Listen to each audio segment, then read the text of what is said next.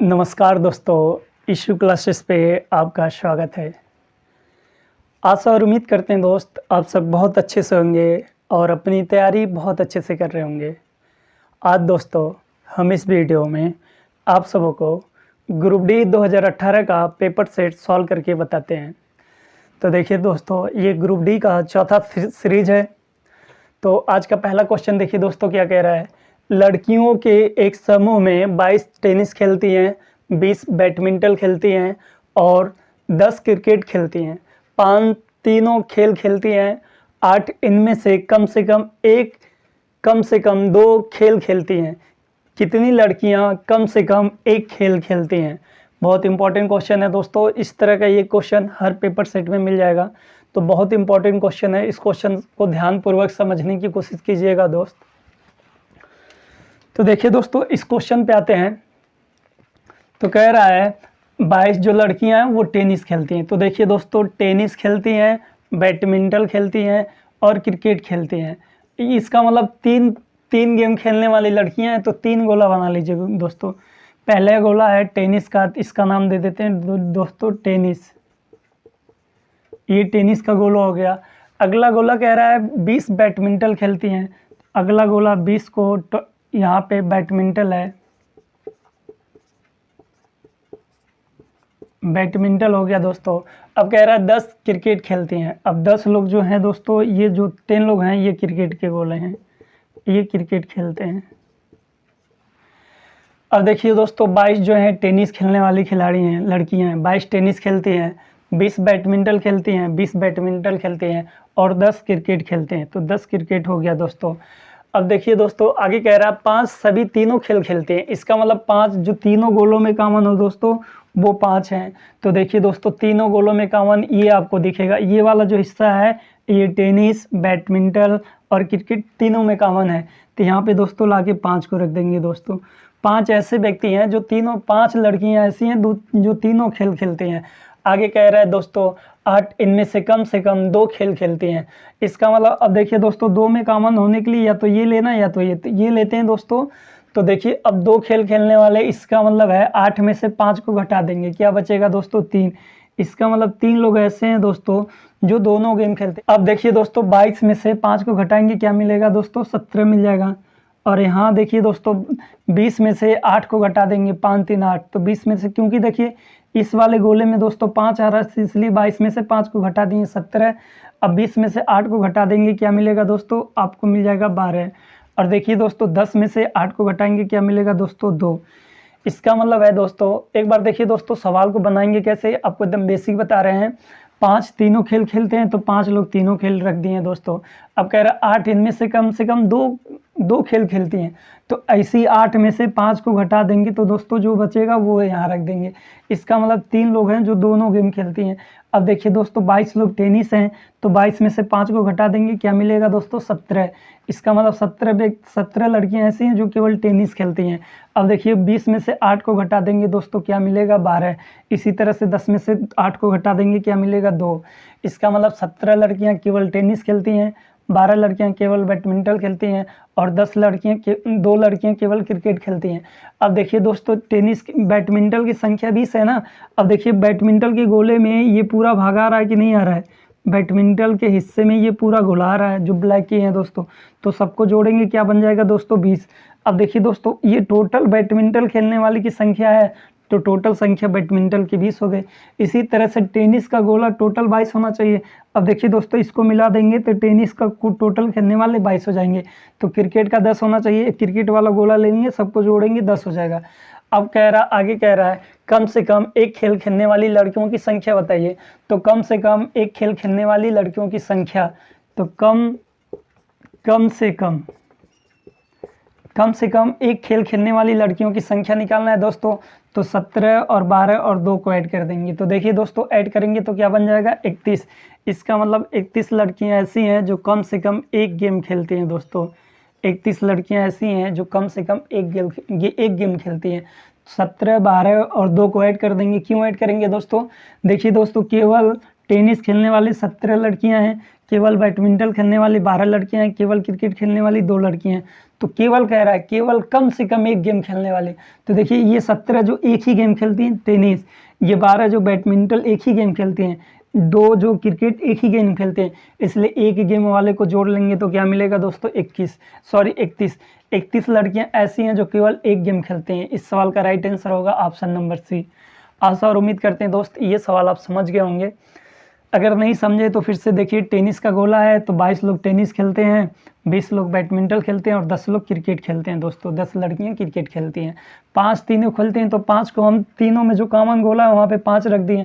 अब इसी 8 में से 5 को घटा के 2 वाले खाने में रख देंगे जो 2 गेम में आता हो। अब देखिए दोस्तों तो क्या मिल जाएगा दोस्तों, यहाँ पे रख दिए।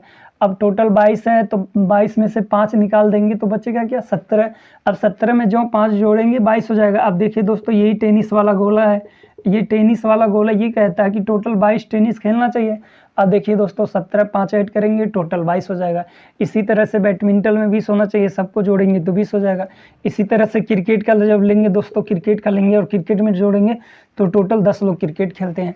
अब कम से कम एक की बात कर रहे हैं तो एक वाले को लेकर ऐड कर देंगे तो कम से कम एक खेल खेलने वाली लड़कियों की संख्या, तो एक खेल खेलने वाली लड़कियों की संख्या 31 है।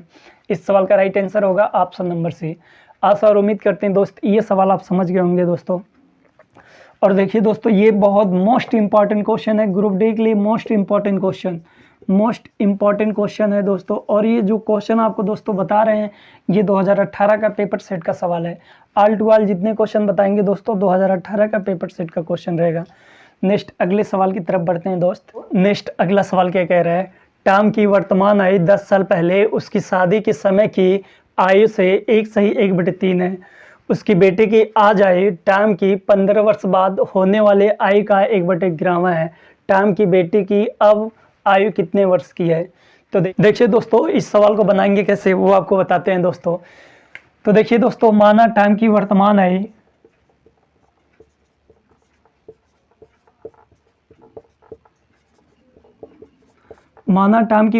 आयु जो है 1 वर्ष है। तो टॉम की शादी 10 वर्ष पहले हुई है तो 10 वर्ष पहले टॉम की आयु क्या हो जाएगी दोस्तों, तो 10 वर्ष पहले टॉम की आयु हो जाएगी x माइनस 10 वर्ष पहले की बात हो गई दोस्तों। इसका मतलब 10 वर्ष पहले टॉम इतने वर्ष का था। अब कह रहा है जब टॉम 10 वर्ष पहले था तो इसी का वर्तमान का जो है 3 1 4 4/3, इसका मतलब है x माइनस 10 3 1 4, तो 4/3 इक्वल क्या आना चाहिए दोस्तों, x आना चाहिए। अब काम करेंगे दोस्तों इसका गुणा इसके साथ और इसका गुणा इसके साथ, तो 4x माइनस 10 माइनस 40 बराबर 3x।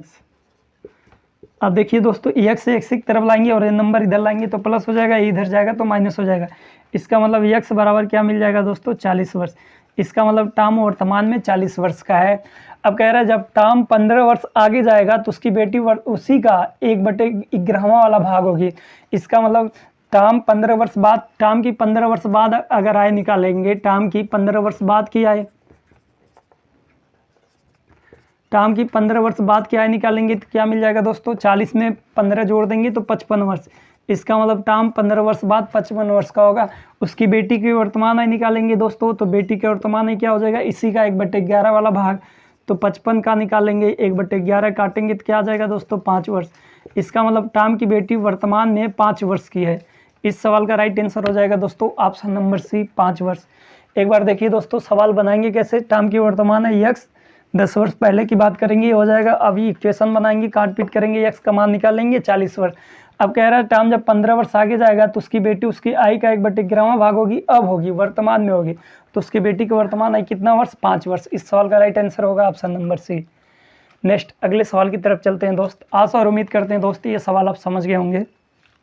देखिए दोस्तों नेक्स्ट अगला सवाल क्या कह रहा है, ए बी की तुलना में कारीगरी में दुगुना अच्छा है। यदि एक साथ वे 14 दिन में कार्य खत्म करते हैं तो बी द्वारा अकेले कार्य कितने दिन में खत्म किया जा सकता है। अब देखिए दोस्तों ए और बी में अगर हम क्षमता में अनुपात निकालेंगे, ए और बी में अगर हम क्षमता में अनुपात निकालेंगे तो क्या बनेगा दोस्तों, 2 संबंध 1 बनेगा, 2 संबंध 1 बनेगा। इसका मतलब ए एक दिन में 2 यूनिट काम करता है तो बी एक दिन में 1 यूनिट काम करता है। अब देखिए दोस्तों हम कुल कार्य निकालेंगे, इसके बाद कुल कार्य तो कुल कार्य निकालेंगे तो क्या मिल जाएगा दोस्तों, ये दोनों मिल जाएंगे तो एक दिन में 3 यूनिट काम करते हैं। एक दिन में 3 यूनिट काम करते हैं तो 14 दिन में कितना यूनिट काम बना होगा, तो कितना यूनिट काम बनेगा दोस्तों, 14 इंटू 3 कर देंगे तो इतना कुल काम बना है। अब कह रहा है बी अकेले उसी काम को कितने दिन में करेगा, इसका मतलब बी एक दिन में 1 यूनिट काम करता है तो बी अकेले काम को करेगा दोस्तों। इसी में 1 का भाग देंगे तो 14 तियाँ 42, तो 42/1 आ जाएगा, क्या मिल जाएगा दोस्तों, 42 दिन। इसका मतलब बी अकेले काम को 42 दिन में करेगा। आशा और उम्मीद करते हैं दोस्तों ये सवाल आप समझ गए होंगे दोस्तों। अगर आप दोस्तों ये सवाल आप अच्छे से नहीं समझ पा रहे हैं या आपको दिक्कत हो रहा है, प्रॉब्लम हो रहा है, तो प्लीज़ आप हमारे वर्क एंड टाइम का सीरीज़ देखिए दोस्तों। वहाँ पे हम आपको बहुत अच्छे से पढ़ाएं बताएं। यहाँ भी एक बार देखिए, फिर से देखिए। पहले अगर हम क्षमता में अनुपात निकालेंगे तो 2 संबंध 1 मिल जाएगा, क्योंकि ए जो है बी से दुगुना कारीगर है। इसका मतलब क्षमता में अनुपात हो गया। अब वो किसी काम को 14 दिन में समाप्त किए हैं, इसका मतलब ए एक दिन में 2 यूनिट काम करता है और बी एक दिन में 1 यूनिट काम करता है। दोनों लोग मिल जाएंगे तो एक दिन में 3 यूनिट काम करेंगे। तो 14 दिन में कितना यूनिट काम किए होंगे, तो 14 दिन में 42 यूनिट काम किए होंगे। अब कह रहा है कि बता दीजिए बी पूरे काम को कितना दिन में करेगा, तो बी एक दिन में 1 यूनिट काम कर रहा है तो 42 यूनिट काम करने में कितना दिन लेगा दोस्तों, 42 दिन लेगा। इस सवाल का राइट आंसर हो जाएगा दोस्तों ऑप्शन नंबर डी। आशा और उम्मीद करते हैं दोस्त ये सवाल समझ गए होंगे। नेक्स्ट अगले सवाल की तरफ चलते हैं दोस्त। देखिए दोस्तों नेक्स्ट अगला सवाल क्या कह रहा है, महेश को किसी कार्य को अकेले पूरा करने में 18 दिन लगते हैं, जबकि किशोर को उसी कार्य को अकेले पूरा करने में 36 दिन लगते हैं। यदि वे 6 दिन तक एक साथ कार्य करते हैं तो पूर्ण कार्य का कितना प्रतिशत शेष रहेगा। अब देखिए दोस्तों इस सवाल को बनाएंगे कैसे। महेश काम को करेगा दोस्तों 18 दिन में और किशोर काम को करेगा 36 दिन में। इन दोनों का एलसीएम लेंगे दोस्तों, 36 बन जाएगा। इसका भाग देंगे 2 बार में और इसका देंगे 1 बार में दोस्तों। इसका मतलब महेश प्लस किशोर का 6 दिन का काम, क्योंकि एक साथ मिलकर 6 दिन तक काम किए हैं तो 6 दिन का काम निकालेंगे। तो एक दिन में महेश अगर किशोर मिलते हैं तो 3 यूनिट काम करते हैं दोस्तों, तो 6 दिन में कितना यूनिट काम कर देंगे, तो 18 यूनिट का। इसका मतलब 18 यूनिट काम करके समाप्त कर दिए। अब कह रहा है कि आपको बताना है तो पूर्ण कार्य का कितना प्रतिशत शेष रहेगा। बताइए दोस्तों 36 यूनिट काम था जिसमें से 18 यूनिट हो गया, तो शेष बचा काम कितना रहेगा, 18 यूनिट। तो 18 यूनिट इसका मतलब पूरा काम था, आधा काम हो गया, आधा काम बचा है, तो बचा हुआ भाग प्रतिशत में बचाना, इसका मतलब आधा बचा है तो 50%। इस सवाल का राइट आंसर हो जाएगा दोस्तों ऑप्शन नंबर बी। अगर आप नहीं समझे हैं तो देखिए दोस्तों शेष बचा काम निकालेंगे। शेष बचा काम निकालेंगे, क्या मिल जाएगा दोस्तों, 36 में से 18 घटा देंगे तो 18 यूनिट। इसका मतलब 18 यूनिट शेष बचा काम है। अब प्रतिशत में पूछ रहा है कि आप बता दीजिए प्रतिशत में कितना प्रतिशत बचा है। तो टोटल काम कितना था, 36 मल्टीप्लाई 100 कर देंगे, प्रतिशत आ जाएगा 18 दूना 36, इससे काट देंगे तो 50। इसका मतलब 50% शेष बचा काम है। इस सवाल का राइट आंसर हो जाएगा दोस्तों ऑप्शन नंबर बी। आशा और उम्मीद करते हैं दोस्त ये सवाल समझ गए होंगे।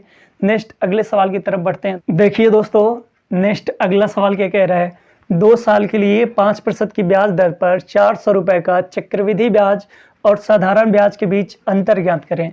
अब देखिए दोस्तों 2 साल के लिए साधारण ब्याज और चक्रवृद्धि ब्याज, इस तरह के सवालों को लगाने के लिए देखिए दोस्तों आपको मैट्रिक डबल बताते हैं। देखिए दोस्तों जब आपको साधारण ब्याज चक्रवृद्धि ब्याज पढ़ाएंगे तो इतना यूनिक तरीके से पढ़ाएंगे दोस्तों, आपको बहुत अच्छा लगेगा। देखिए दोस्तों पी का मान कितना दिया गया है, पी का मान 400 दिया गया है, 400 रुपये। अब पी का मान 400 दिया गया है। देखिए दोस्तों इसका अगर हम 5% का मान निकालेंगे दोस्तों तो पहले वर्ष का साधारण ब्याज और चक्रवृद्धि ब्याज के बीच में कोई अंतर नहीं होगा। इसका अगर हम 10% का मान निकालेंगे 40, तो 5 का मान निकालेंगे 20। इसका मतलब 5% का मान दोस्तों 20 निकलता है। इसका मतलब पहले वर्ष में साधारण ब्याज और चक्रवृद्धि ब्याज दोनों को 20-20 रुपये मिले होगा। अब इसका जो ही 5% का मान निकालेंगे दोस्तों तो अंतर निकल जाएगा। सवाल में क्या निकल जाएगा दोस्तों, अंतर निकल जाएगा। जो अंतर कह रहा है 2 वर्ष है तो पहला वर्ष ही हो गया, अब दूसरा वर्ष ही है दोस्तों। अब इसका 5%, इसका 10% का मान निकालेंगे दोस्तों तो हमको क्या मिलेगा दोस्तों, 2 मिलेगा। तो 5 का मान उसका आधा तो 1 मिल जाएगा। इसका मतलब अंतर कितने रुपए का है दोस्तों, 1 रुपये का है। इस सवाल का राइट आंसर होगा दोस्तों ऑप्शन नंबर डी। आशा और उम्मीद करते हैं दोस्तों ये सवाल आप समझ गए होंगे। अगर आप ऐसे नहीं समझें तो देखिए दोस्तों आपको मैट्रिक 2 बताते हैं। देखिए दोस्तों साधारण ब्याज जो है वो हर साल बराबर होगा। मान लीजिए यहाँ से यहाँ तक आते हैं तो 1 वर्ष है, फिर आगे जाएंगे तो ये 2 वर्ष है। यहाँ पे 5% साधारण ब्याज है, यहाँ भी 5% साधारण ब्याज है। तो साधारण ब्याज निकालेंगे तो 10%। इसका मतलब है अगर हम 400 रुपये का 10% का मान निकालेंगे तो हमको SI मिल जाएगा, इसका मतलब साधारण ब्याज मिल जाएगा। इसका 10% का मान निकालेंगे 40, इसका मतलब साधारण ब्याज 40 रुपये है। अब चक्रवृद्धि ब्याज आपको निकालना है इसका मतलब 400 का पहले हम 5% का मान निकालेंगे तो पहले वर्ष का चक्रवृद्धि ब्याज आएगा। इसका 10 का मान निकालेंगे दोस्तों 40, तो 5 का मान 20 ये पहले वर्ष का चक्रवृद्धि ब्याज है। अब फिर इसका 5% का मान निकालेंगे तो 1 मिलेगा दोस्तों, 1 जोड़ देंगे तो दूसरे वर्ष का चक्रवृद्धि ब्याज हो जाएगा दोस्तों 21 रुपये। अब यहाँ का कुल अगर चक्रवृद्धि ब्याज निकालेंगे, पहले वर्ष का ब्याज ये है और दूसरे वर्ष का ब्याज ये है दोस्तों, दोनों को जोड़ेंगे क्या बन जाएगा 41 रुपये। अब अंतर कह रहा है तो अंतर निकाल लेंगे दोस्तों, तो 41 में से 40 को घटा देंगे, क्या बनेगा दोस्तों 1 रुपये। 1 रुपये का अंतर है दोस्तों। या तो आप सवाल दोस्तों मेथड 1 से लगा लीजिए या तो मेथड 2 से लगा लीजिए, आपको जो भी अच्छा लगता है दोस्तों आप लगा सकते हैं। अब देखिए दोस्तों, आशा और उम्मीद करते हैं दोस्तों आपको जितना क्वेश्चन पढ़ाएं आप समझ गए होंगे। अगर आप दोस्तों आप हमारी वीडियो को पूरा कंप्लीट देखते हैं तो प्लीज़ चैनल को लाइक करें, वीडियो को अधिक से अधिक शेयर करें। और देखिए दोस्तों, आपके जितने भी दोस्त हैं उनको भी बताइए यूसु क्लासेस देखिए दोस्तों, यूसु क्लासेस जो है ये बहुत इंपॉर्टेंट आपका यूट्यूब पे चल रहा है। ये देखिए दोस्तों, ये चैनल जो यूसु क्लासेस है ये रियल में यूट्यूब पे एक कंटेंट बहुत ईमानदारी से दे रहा है दोस्तों, पूरा दे रहा है, शुरू से लेकर लास्ट तक दे रहा है। देखिए दोस्तों, ग्रुप डी का सीरीज चल रहा है, ये 4था सीरीज है। नेक्स्ट अगला वीडियो जल्दी ही आ जाएगा, उसका 5वां सीरीज कुछ दिनों में हम आपको लिए। देखिए दोस्तों, ग्रुप डी का रीजनिंग का भी सीरीज लेकर आ जाएंगे दोस्तों। तो प्लीज़ आप हमारे चैनल को लाइक करें, सब्सक्राइब करें और बेल आइकन को प्रेस करें, जिससे आपका मेरा आने वाला नेक्स्ट अगला वीडियो आपके पास तुरंत पहुंचे। तो आज के लिए इतना ही दोस्तों, नेक्स्ट अगली वीडियो में आपसे मुलाकात करते हैं। थैंक यू दोस्त।